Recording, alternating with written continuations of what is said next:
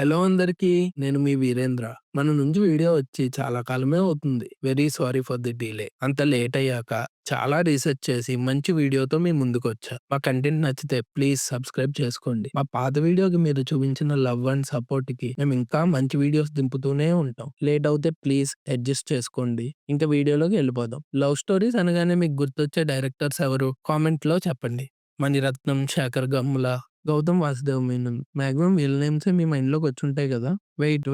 Wait ఏంట్రా? వీడియోకేమో length ఎక్కువ. నాకేమో టైం బొక్క. సారీరా ఎడిటర్. అంత కోపం ఊరికే వస్తుందో చెప్పండి. వాడు చాలా కష్టపడుతున్నాడు వీడియో కోసం. ప్లీజ్ వాడి కోసమైనా సబ్స్క్రైబ్ చేసుకోండి. కంటిన్యూ.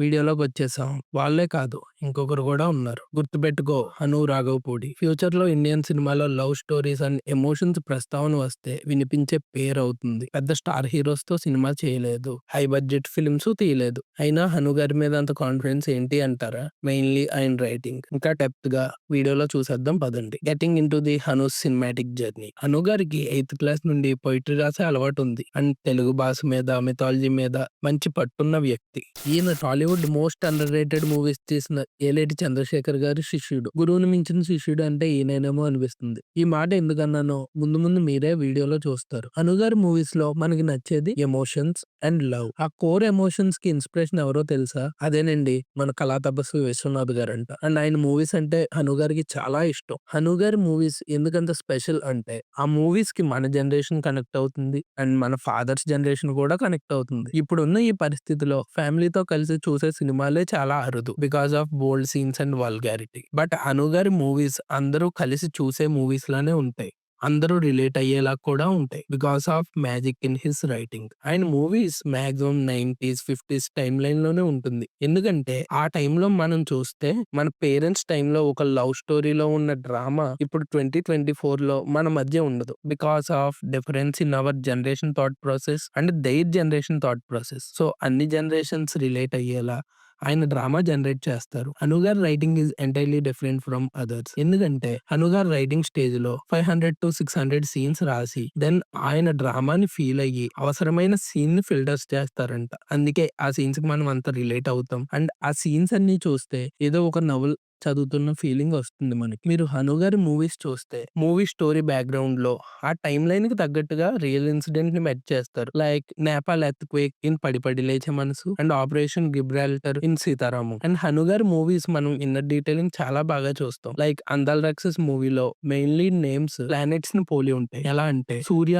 అంటే సూర్యుడు, మిథున అంటే భూమి అండ్ గౌతమ్ అంటే చంద్రుడు. అలా మిథున క్యారెక్టర్ చుట్టూ చంద్రుడు రెఫరెన్స్ అయిన గౌతమ్ తిరుగుతూ ఉంటాడు. ఫైనల్లీ వీళ్ళిద్దరూ సూర్యుడు క్యారెక్టర్ అయిన సూర్య చుట్టూ తిరుగుతారు. That is movie main plot. ఇలా ఇన్నర్ డీటెయిలింగ్ రాయడం అను గారికే సాధ్యం అనుకుంటా. అండ్ పడిబండి లేచే మనసు మూవీలో శర్వా నేమ్ కూడా సూర్య. అండ్ సీతారామంకి వచ్చేసరికి Dulquer Salmaan as Ram and Mrunal as Sita because they refer to lord Rama and Sita. ఈలోగా కామెంట్స్ లో కూడా వచ్చి మృణాల్ ఒరిజినల్ నేమ్ నూర్ జహాన్, నువ్వు అసలు మూవీ చూసావా అని కామెంట్ చేయకండి ప్లీజ్. ఎందుకంటే హను గారు ఒక మంచి డీటెయిలింగ్ కూడా ఇచ్చారు దానికోసం. అదేంటంటే మూవీలో బయట వాళ్ళకి నూర్ జహాన్ ఎలా ఉంటుందో తెలీదు. బట్ మూవీ క్లైమాక్స్ లో బాలాజీ క్యారెక్టర్ అండ్ తరుణ్ భాస్కర్ సీతను వెతుకుతున్నప్పుడు కాశ్మీర్ లో జనం నూర్ జహాన్ అంటే ఎవరు తెలీదు అంటారు. బట్ సీతా మహాలక్ష్మి అంటే వారే అడ్రస్ చూపిస్తారు. పేరంటే గుర్తింపే కదా. తను జనానికి గుర్తుంది సీతగానే. సో తన నేమ్ సీత. సో అలా హను గారు డీటెయిలింగ్ ఇచ్చారు. హను గారు రాసే డైలాగ్స్ అయితే చాలా డెప్త్ అండ్ డీటెయిలింగ్ గా ఉంటాయి. హను గారి మూవీస్ ని ర్యాంక్ చేస్తే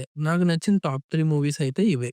సీతారామం, అందాల రాక్షసి అండ్ పడి పడి లేచే మనసు. వీటిలో నచ్చిన విషయాలు ఏంటంటే సీతారామం యుద్ధం రాసిన ప్రేమ కథ. ఒక సైనికుడి కథే కాదు, దేశం ప్రేమ కథ. ఈ కథలో మనం సైనికునిలో రాముణ్ణి కూడా చూస్తాం. ఎలా అంటే ఆయుధంతో యుద్ధం చేసేవాడు సైనికుడు, కానీ ధర్మం కోసం యుద్ధం చేసేవాడే రాముడు. The most favourite dialogue reference ఏంటంటే కురుక్షేత్రంలో రావణ సంహారం, యుద్ధపు వెలుగులో సీతా స్వయంవరం. ఈ డైలాగ్ మీనింగ్ ఏంటంటే కురుక్షేత్రం అంటే సంబంధం లేని వ్యక్తి వల్ల అన్నదమ్ముల్లాంటి హిందూ ముస్లింల మధ్య రగిలిన చిచ్చు. రావణ సంహారం అంటే పరస్త్రీ వ్యామోహం అనే థాట్ ని చంపడం. అలానే అక్కడ జరిగేది అదే. అందంగా ఉందని పరస్త్రీని తప్పుగా చూస్తే ఆ ఆలోచననే చంపడం. యుద్ధపు వెలుగులో సీతా స్వయంవరం అంటే యుద్ధం వల్ల వచ్చిన మంటల్లో రామ్ సీత మధ్య జరిగేది పాణిగ్రహణం. అదే వారి మధ్య స్వయంవరం. కమింగ్ టు అందాల రాక్షసి, ఈ స్టోరీ మీనింగ్ ఏంటంటే మనం ఒక మనిషిని నిజంగా ప్రేమించడం అంటే వాళ్ళతో కలిసి ఉండాలనుకోవడమే కాదు, వాళ్ళ ఇష్టాన్ని కూడా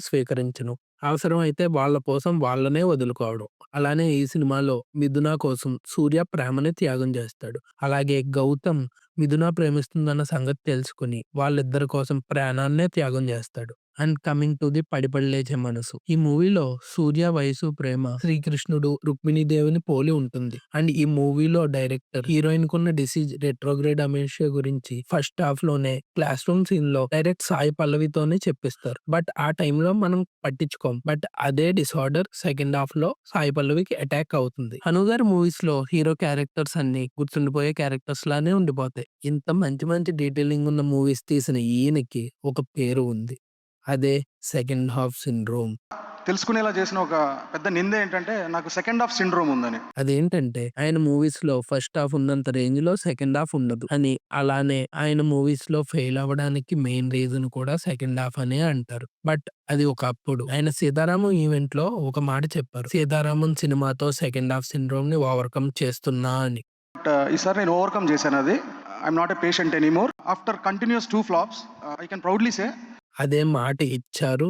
ఆ మాట నిలబెట్టుకున్నారు గూడా. మనం అందరం చూసాం. 'సీతారామం' ఏ రేంజ్‌లో సక్సెస్ అయిందో, ఆ ప్రేమ ఎన్ని దేశాలు దాటిందో గూడా మనకు తెలిసింది. అండ్ సాధారణంగా సినిమా రిలీజ్ అయ్యాక ఫెయిల్ అయితే, నా వల్లే తప్పు జరిగింది అనేవాళ్ళు మన ఇండస్ట్రీలో చాలా అరుదు. అలాంటి వ్యక్తుల్లో ఈయనొకరు. 'లై' సినిమా ఫెయిల్ అయ్యాక దానికి ఫుల్ రెస్పాన్సిబిలిటీ హను గారే అని ఆయనే ఒక ఇంటర్వ్యూలో చెప్పారు. ఆయన తీసిన సినిమాల్లో చిన్న చిన్న ఫ్లాస్ ఉండొచ్చేమో గానీ, బ్యాడ్ ఫిలిమ్స్ అనేదే ఆయన లిస్ట్‌లోనే లేదు. హను గారి ఫస్ట్ మూవీ 'అందాల రాక్షసి' ప్రొడ్యూస్ చేసింది ఎవరో తెలుసా?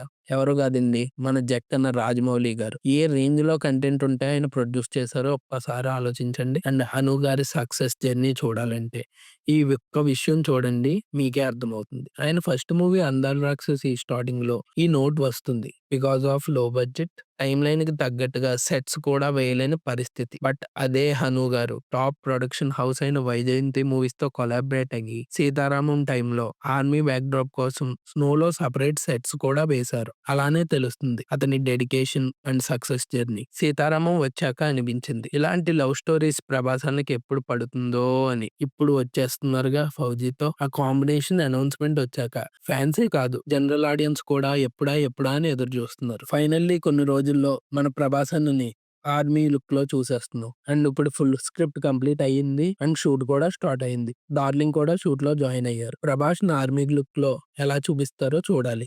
రీసెంట్‌గా ట్రెండ్ అయిన ఏఐ జనరేటెడ్ పిక్స్‌లో అయితే తోపున్నారు ప్రభాస్ గారు. అలానే డార్లింగ్ లవ్ యాంగిల్‌ని కూడా చూపిస్తారేమో చూడాలి. ఆయన లవర్ బాయ్‌గా చూసి 11 ఇయర్స్ అవుతుంది. ఆయన లవర్ బాయ్‌గా చేసిన లాస్ట్ మూవీ 'మిర్చి'. అండ్ 'ఫౌజీ'కి సంబంధించి పూజ సెరమనీ పిక్స్‌లో హీరోయిన్ ఇమాన్విని ఇంట్రొడ్యూస్ చేశారు. Prabhas and Imanvi very too cute. And Hanu గారి రైటింగ్‌కి ప్రభాస్ అన్న కటౌట్ తోడవుతే కొత్త ప్రభాస్‌నే చూస్తాం. ఫైనల్లీ హను గారికి ఇప్పటి వరకు రాని అప్రిషియేషన్ 'ఫౌజీ'తో వస్తుంది అనుకుంటున్నాం. ప్రభాస్‌ని ఎలా అయితే ఫ్యాన్స్ చూడాలనుకుంటున్నారో ఆ లుక్‌లో ప్రభాస్‌ని చూపిస్తారు అని ఆశిస్తున్నాం. థాంక్ యూ హను గారు for giving us best classics. అందుకే ఆయన్నన్నది గురువుని మించిన శిష్యుడు అని. మళ్ళీ హను గారి గురించి 'ఫౌజీ' సక్సెస్ అయ్యాక మాట్లాడుకుందాం. A very happy new year for all. Thank you for watching our content. Please like, share and subscribe if you like the content. ఏవైనా తప్పులుంటే మన్నించండి.